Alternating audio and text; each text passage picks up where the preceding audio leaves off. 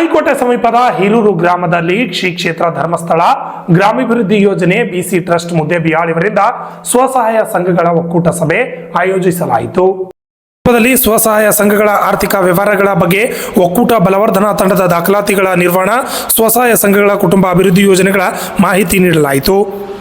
ಈ ಸಂದರ್ಭದಲ್ಲಿ ಈ ಕಾರ್ಯಕ್ರಮದ ಅಧ್ಯಕ್ಷತೆ ವಹಿಸಿದ ಯೋಜನಾಧಿಕಾರಿ ನಾಗೇಶ್ ಎನ್ಪಿ ಅವರು ಮಾತನಾಡಿ, ಸೌಲಭ್ಯಗಳ ಬಗ್ಗೆ ಸಾರ್ವಜನಿಕ ವಲಯದಲ್ಲಿ ಅನುಕೂಲಕರವಾಗುವಂತೆ ತಿಳಿಸಿದರು. ಇದರ ಅನ್ವಯ ಹಿರೂರು ಮತ್ತು ತಮದಡ್ಡಿ ಗ್ರಾಮದ ವಿಕಲಚೇತನರಿಗೆ ಧರ್ಮಸ್ಥಳ ಸಂಘದಿಂದ ಬಂದ ವಿವಿಧ ಸಲಕರಣೆಗಳನ್ನು ವಿತರಿಸಿದರು.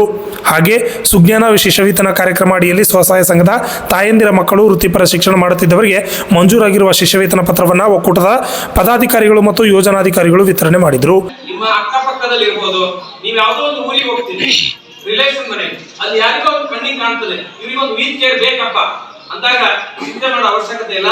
ನೀವು ಒಬ್ಬ ಸಂಘದ ಸದಸ್ಯರಾಗಿ ಖಂಡಿತ ಇದು ಸೂಚನೆ ಕೊಟ್ಟು ಬನ್ನಿ, ಧರ್ಮಸ್ಥಳದ ಸಂಘವನ್ನು ಭೇಟಿ ಮಾಡಪ್ಪ, ನಿನ್ನ ಆಧಾರ್ ಕಾರ್ಡ್ ಕೊಡೋದು ಅಂತ ಹೇಳಿ ಒಂದು ಮಾಹಿತಿ ಕೊಟ್ಟು ಬನ್ನಿ. ಯಾಕೆ ಹೇಳಿ, ನೀವು ಹೇಳುವ ಒಂದು ಮಾತು ಅವನಿಗೊಂದು ವೀಲ್ ಚೇರ್ ಬಂದ್ರೆ 4 ವರ್ಷ ಇನ್ನಷ್ಟು 4 ವರ್ಷ ಬದುಕ್ತಾರೆ. ಅರ್ಥ ಆಗ್ತದ? ಇದು ಬಹಳ ಮುಖ್ಯ. ಸಾಲ ತಗೊಳ್ಳೋದು ಎರಡನೇ ಭಾಗ. ಸಾಲ ಎಲ್ಲರೂ ಕೊಡ್ತಾರೆ, ವ್ಯವಹಾರ ಮಾಡ್ತಾರೆ, ಅರ್ಥ ಮಾಡ್ಕೊಳ್ಳಿ. ಇಂತ ಒಳ್ಳೆ ಕೆಲಸ ಮಾಡುವಂತ ಕೆಲಸ ನೀವೆಲ್ಲರೂ ಮಾಡ್ತೀರಿ ಅಂತ ನಾನು ಭಾವಿಸ್ತೇನೆ. ನಿಮ್ಮ ಕೇರಿ, ನಿಮ್ಮ ಏರಿಯಾದಲ್ಲಿ ಯಾರೇ ಹುಡುಕಿ ಕೊಡ್ಬೋದಲ್ಲ, ಏನಿಲ್ಲ, ಆಧಾರ್ ಕಾರ್ಡ್ ಒಂದು ಫೋಟೋ 20 ದಿವಸಕ್ಕೆ ಅವ್ರ ಮನೆಗೆ ಕೆಲಸ ಮಾಡ್ತೇವೆ. ನಾನು ಒಕ್ಕೂಟದವ್ರು ನೋಡ್ಬೋದು, ನೀವು ನೋಡ್ಬೋದು.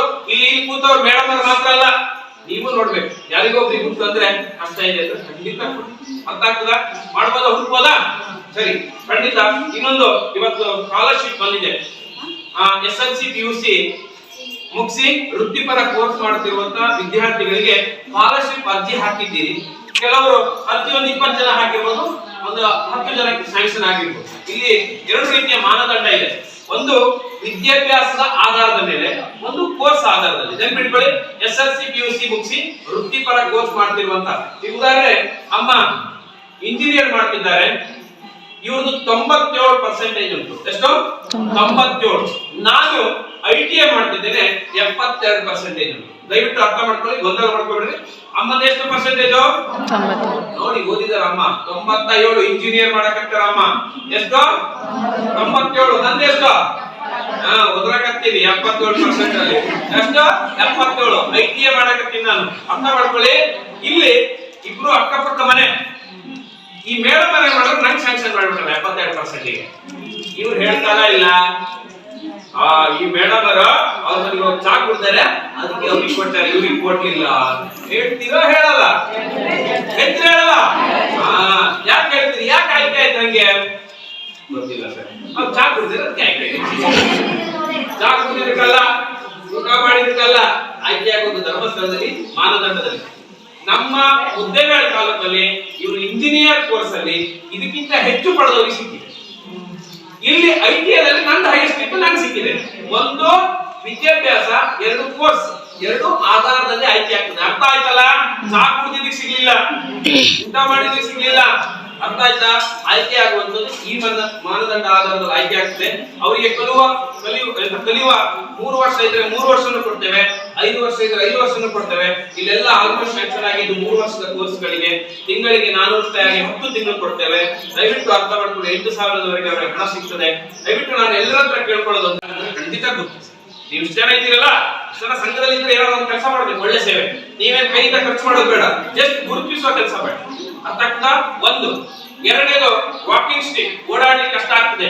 2-3 ರೀತಿ ಇದೆ. ಒಂದು ಯುವ ಆಕಾರದಲ್ಲಿ, ಒಂದು ಸಿಂಗಲ್, 3 ಇರುವಂತ ವಾಕಿಂಗ್ ಸ್ಟಿಕ್ ಇದಾವೆ. ಖಂಡಿತ ಅದನ್ನ ಬಳಕೆ ಮಾಡ್ಕೊಳ್ಬಹುದು. ಯಾರು ಗುರುತಿಸುವಂತ ಕೆಲಸ ಮಾಡಿ.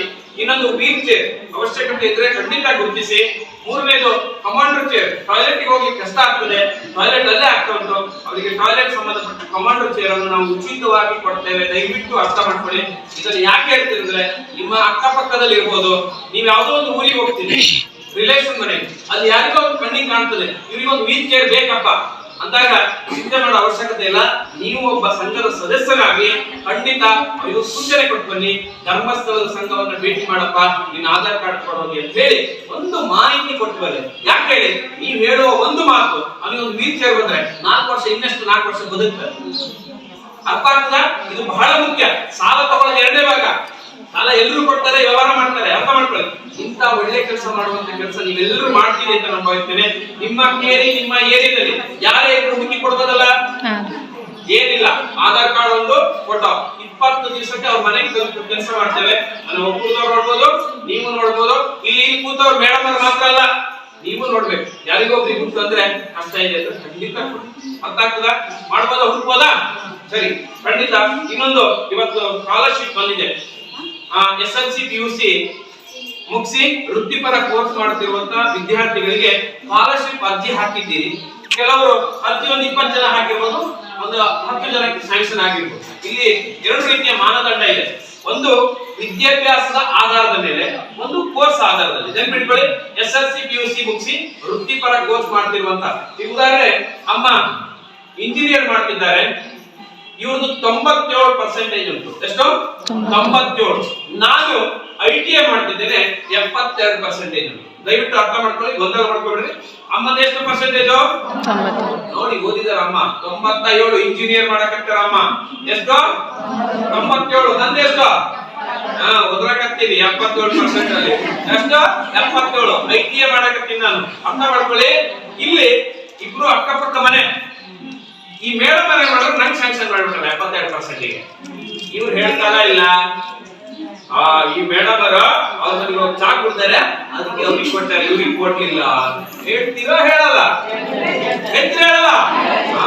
ಯಾಕೆ ಹೇಳ್ತೀರಿ? ಯಾಕೆ ಆಯ್ಕೆ ಆಯ್ತು ಹಂಗೆ? ಗೊತ್ತಿಲ್ಲ ಸರ್. ಅವ್ರು ಚಾ ಕುಡ್ದಿರ ಅದಕ್ಕೆ ಆಯ್ಕೆ ಆಯ್ತು. ಚಾ ಕುಡಿದಕ್ಕಲ್ಲ, ಊಟ ಮಾಡಿದಕ್ಕಲ್ಲ ಆಯ್ಕೆ ಆಗೋದು ಧರ್ಮಸ್ಥಳದಲ್ಲಿ ಮಾನದಂಡದಲ್ಲಿ. ನಮ್ಮ ಹುದ್ದೆಗಳ ತಾಲೂಕಲ್ಲಿ ಇವರು ಇಂಜಿನಿಯರ್ ಕೋರ್ಸ್ ಅಲ್ಲಿ ಇದಕ್ಕಿಂತ ಹೆಚ್ಚು ಪಡೆದವರಿಗೆ ಸಿಕ್ಕಿದೆ. ಇಲ್ಲಿ ITI ನಂದು ಹೈಯೆಸ್ಟ್ ಇತ್ತು, ನಂಗೆ ಸಿಕ್ಕಿದೆ. ಒಂದು ವಿದ್ಯಾಭ್ಯಾಸ, 2 ಕೋರ್ಸ್, 2 ಆಧಾರದಲ್ಲಿ ಆಯ್ಕೆ ಆಗ್ತದೆ. ಅರ್ಥ ಆಯ್ತಲ್ಲ?